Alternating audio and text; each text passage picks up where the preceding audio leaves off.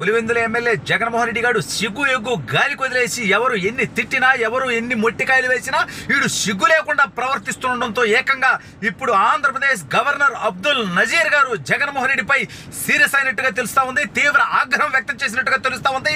ఈ దెబ్బతో జగన్మోహన్ రెడ్డి గారి కోసాలు కదిలేటువంటి పరిస్థితి ఏర్పడబోతున్నట్టుగా వార్తలు వస్తామని, అసలు ఇంతకీ గవర్నర్ గారు ఎందుకు సీరియస్ అవ్వాల్సి వచ్చింది, జగన్ గారు ఏం తప్పుడు పని చేశాడు అనేటువంటిది ఈ వీడియోలో వివరించబోయే ముందుగా ఇప్పటి వరకు మన ఛానల్ సబ్స్క్రైబ్ చేయని వాళ్ళు ఖచ్చితంగా సబ్స్క్రైబ్ చేయండి. ఇక విషయానికి వస్తే జగన్ గారు గత 5 సంవత్సరాలు అత్యంత నీచ నికృష్ట దౌర్భాగ్య పనులు చేయడంతో పాటు వ్యవస్థలన్నింటినీ భ్రష్టు పట్టించి ఏ వ్యవస్థని నేను గౌరవించడు, రాజ్యాంగాన్ని అపహాస్యం చేస్తాననే విధంగా వీడు వ్యవహరించాడు. అప్పట్లో ఉన్నటువంటి కొంతమంది గవర్నర్లు చూసి చూడకుండా వ్యవహరించారు. ఎందుకు అంటే కేంద్ర పెద్దల ఆదేశాలతోనో లేకపోతే జగన్మోహన్ రెడ్డి గారి దగ్గర నుంచి వచ్చేటువంటి పేమెంట్ కోసము. కానీ ఇప్పుడు ఉన్నటువంటి గవర్నర్ గారు ఏకంగా సుప్రీంకోర్టు న్యాయమూర్తిగా పనిచేసి వచ్చినటువంటి వ్యక్తి అబ్దుల్ నజీర్ గారు. అయితే ఆయన దగ్గర కూడా వీడు ఒక తప్పుడు పని చేశాడు జగన్ గారు గతంలో.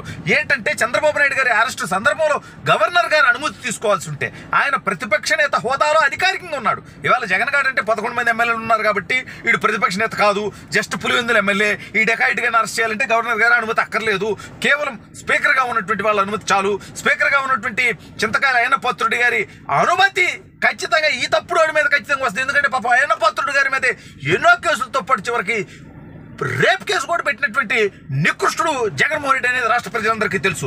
అయితే ఇటీవల ఆంధ్రాలో జరుగుతున్నటువంటి పరిణామాలు, ఆ పరిణామాలు అన్నిటికి కూడా జగన్ గారే కారణం అవటం అనేది గవర్నర్ గారు కూడా ఎప్పటికప్పుడు గవర్నర్ గారు ప్రతి 6 నెలలకు ఒకసారి కేంద్రానికి రాష్ట్రంలో శాంతి భద్రతల అంశాలు కానీ రాజకీయపరమైనటువంటి అంశాలు కానీ ప్రతి గవర్నర్ ప్రతి రాష్ట్రం నుంచి కేంద్రానికి, కేంద్ర హోంశాఖకి, రాష్ట్రపతి గారికి నివేదిక ఇస్తూ ఉంటారు.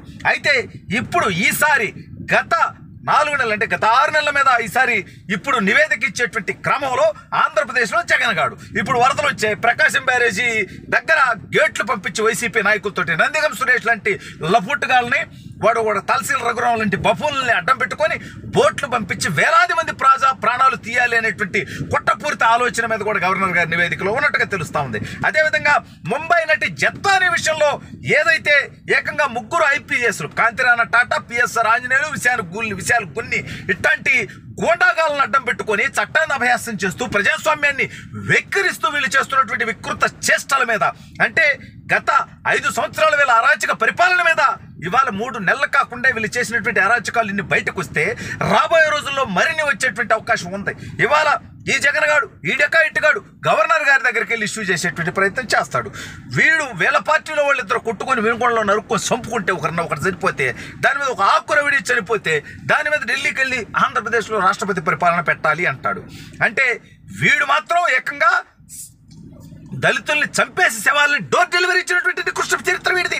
అయితే గవర్నర్ గారి మీద కూడా వీడు గవర్నర్ గారికి వెళ్ళి లేఖిచ్చి దాంతోపాటు గవర్నర్ గారు వీటి మీద చర్యలు తీసుకోవట్లేదు, గవర్నర్ గారు స్పందించట్లేదు ఆంధ్రప్రదేశ్ రాష్ట్రంలో జరిగేటువంటి వాటి మీద అనేటువంటి మాటలు అంతరంగికులతో వాగడంతో గవర్నర్ గారు ఈ తప్పుడు పనులకి 5 సంవత్సరాలుగా చేసి వీడు తప్పులు బయటకు వస్తూ ఉంటే, వీడి అరాచకాలకి సహకరించినటువంటి వాళ్ళ బతుకులు భుగిపాలవుతూ ఉంటే, చట్టపరమైనటువంటి చర్యలు కూటమి ప్రభుత్వం తీసుకుంటుంటే సహించలేక భరించలేక వాడి చేతకంతనాన్ని, చేవలేంతనాన్ని, తప్పుడుతనాన్ని గవర్నర్ మీదో లేకపోతే ప్రస్తుత రాష్ట్ర ప్రభుత్వం మీదో కేంద్ర ప్రభుత్వం మీదో నెట్టేటువంటి ప్రయత్నం చేయడం సిగ్గు లేకుండా ప్రజలు వీడి అరాచక పాలనని అసహించుకొని ఏహభావంతో 11 సీట్లకు పరిమితం చేస్తే సిగ్గు ఎగ్గు అనేది మర్చిపోయినటువంటి ఈ దౌర్భాగ్యుడు ఇంకా ముఖ్యమంత్రి స్థాయిలో సెక్యూరిటీ కావాలంటాడు సిగ్గు లేకుండా.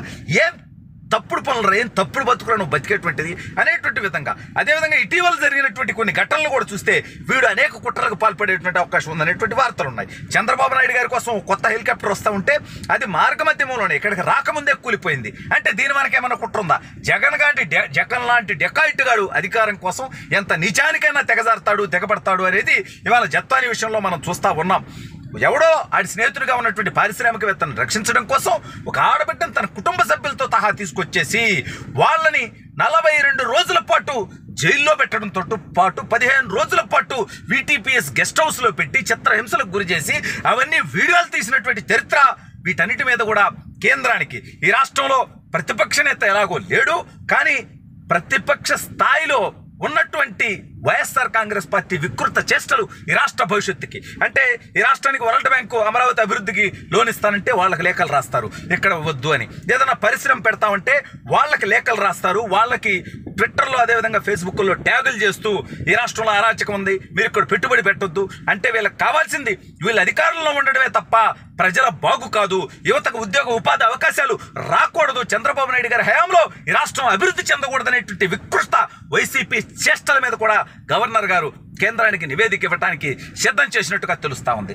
వాస్తవంగా కేంద్ర ప్రభుత్వం ఇటువంటి అరాచకవాది అంటే ఈడి మీద ఆల్రెడీ 32 కేసులు ఉన్నాయి, 11 ఈ సిబిఐ 8 ఈడీ ఛార్జ్ షీట్లతో పాటు ఓవరాల్గా 32 కేసులు. ఇవి కాకుండా ఇప్పుడు లిక్కర్ కేసు, ఇవి కాకుండా జత్తానీ కేసు కూడా వీటికి ముడిపడేటువంటి అవకాశం ఉంది. ఇప్పుడు విశాల్ గున్ని కానీ, కాంతిరామ్ టాటా కానీ, పిఎస్ఆర్ ఆంజనేయులు కానీ జగన్మోహన్ రెడ్డి ఆదేశాలతో మేము పనిచేసాము అంటే ఈ దౌర్భాగ్యుడు కూడా ఈ కేసులు ఇరుక్కునేటువంటి అవకాశం ఉంది.